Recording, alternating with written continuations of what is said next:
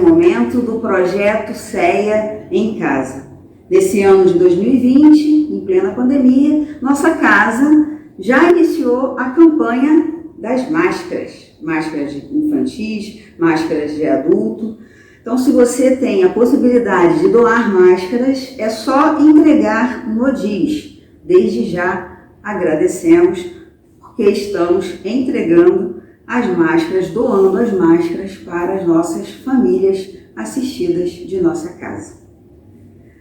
Com vocês, André Figueiredo, com o tema Desigualdade das Riquezas.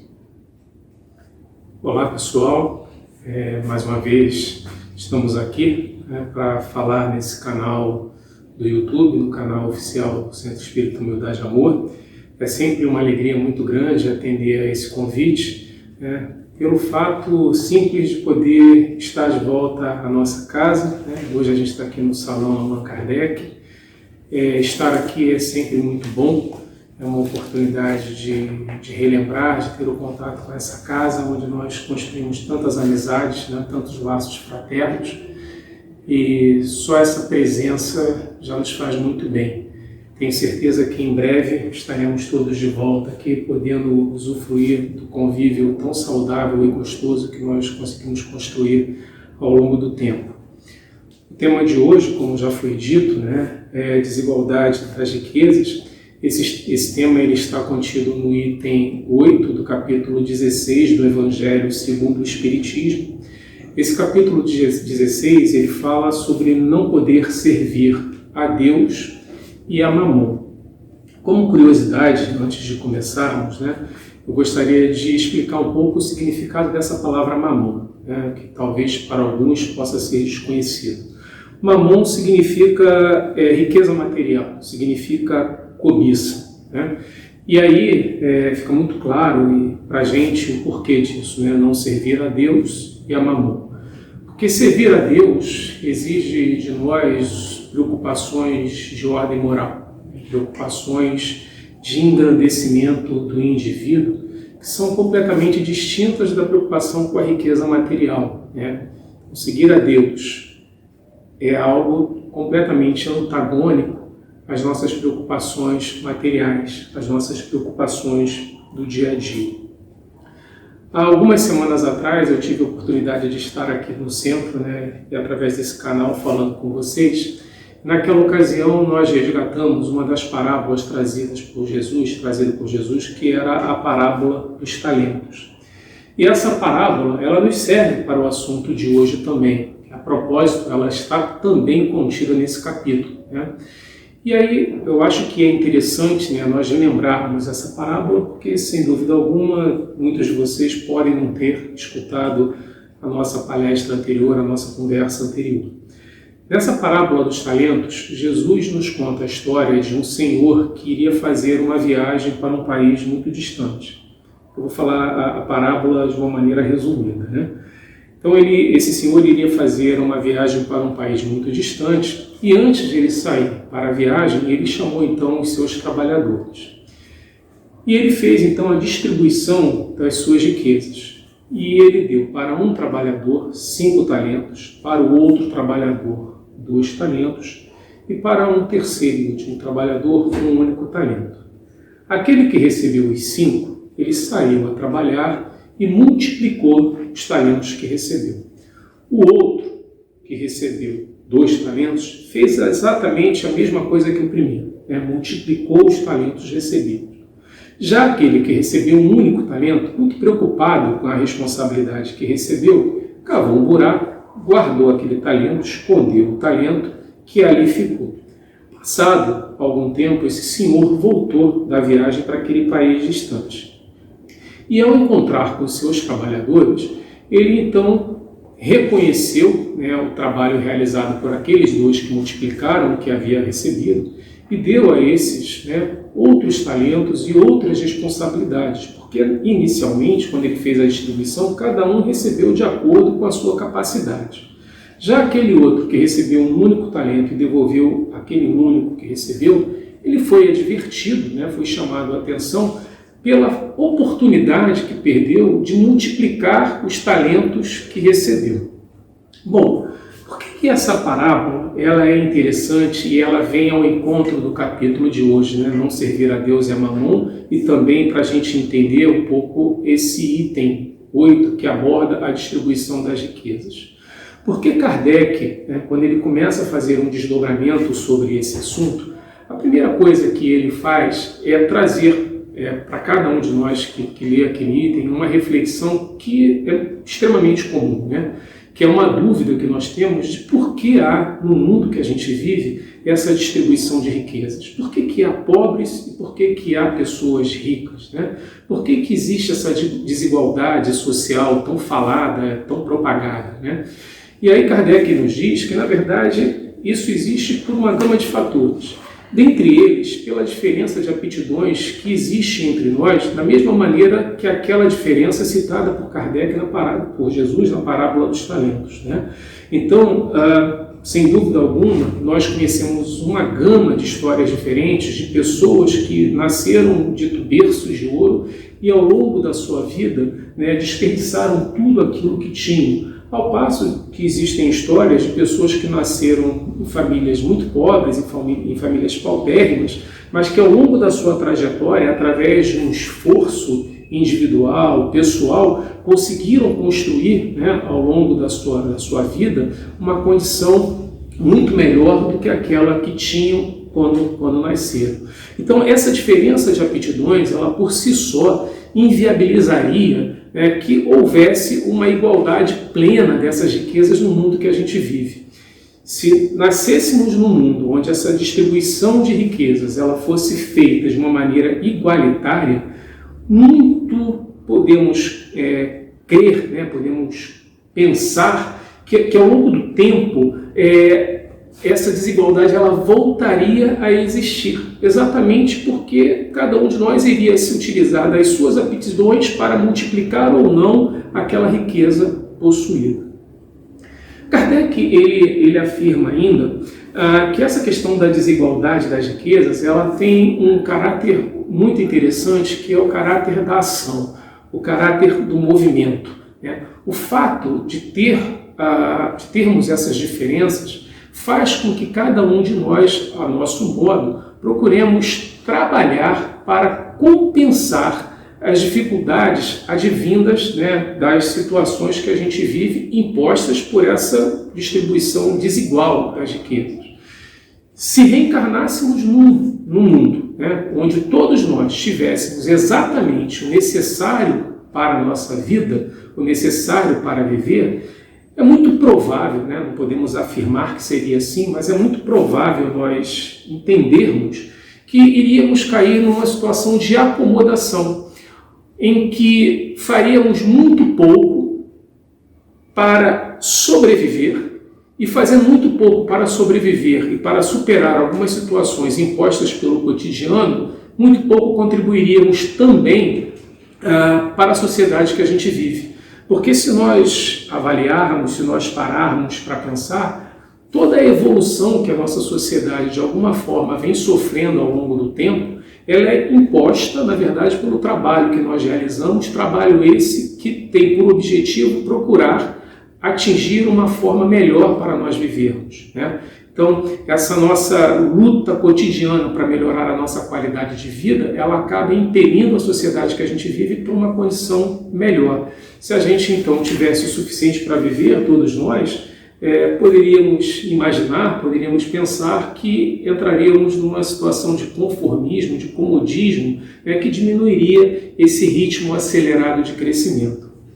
Uma outra colocação feita por Kardec nesse item, que é muito interessante, é que ele coloca para a gente que fica mais fácil nós entendermos o objetivo da desigualdade, né, das riquezas a partir do momento que nós acreditamos na imortalidade do ser, né, na imortalidade da alma. E essa é uma visão que todos nós espíritas temos. E por que fica fácil dessa forma, né? Porque quando a gente acredita na imortalidade da alma, quando a gente aceita essa ideia da imortalidade da alma e entendemos o objetivo dessa imortalidade, que é o fato de nos levar à evolução, a gente entende que para evoluir nós precisamos vivenciar as mais diversas experiências, né? E a riqueza, ela nos traz experiências diversas, e a pobreza também. Kardec, nesse item 8, ele afirma o seguinte, que o exercício da pobreza, ele nos fortalece em relação à paciência, em relação à resignação, que são características ou são virtudes que aquela pessoa que tem menos acaba precisando exercitar para atravessar a sua vida de uma maneira mais feliz, de uma maneira mais equilibrada. Ao passo que a riqueza, ela desenvolve no indivíduo um outro grupo de virtudes, a caridade, a abnegação, que é essa preocupação que nós deveríamos ter em olhar para o próximo. Bom, antes de nós seguirmos para a parte final do item 8 de Kardec, a gente tentou buscar dentro da literatura espírita e tudo aquilo que o Espiritismo nos traz, outras referências com relação à questão das riquezas.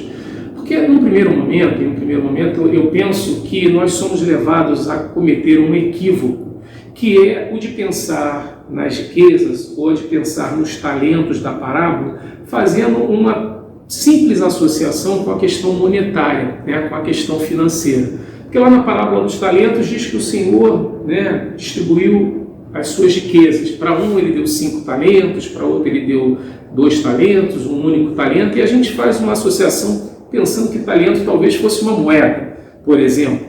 E quando a gente pensa em distribuição de riquezas na humanidade, a gente está pensando também na questão monetária. E aí, de uma maneira muito interessante, eu achei uma página do Reformador de 1952.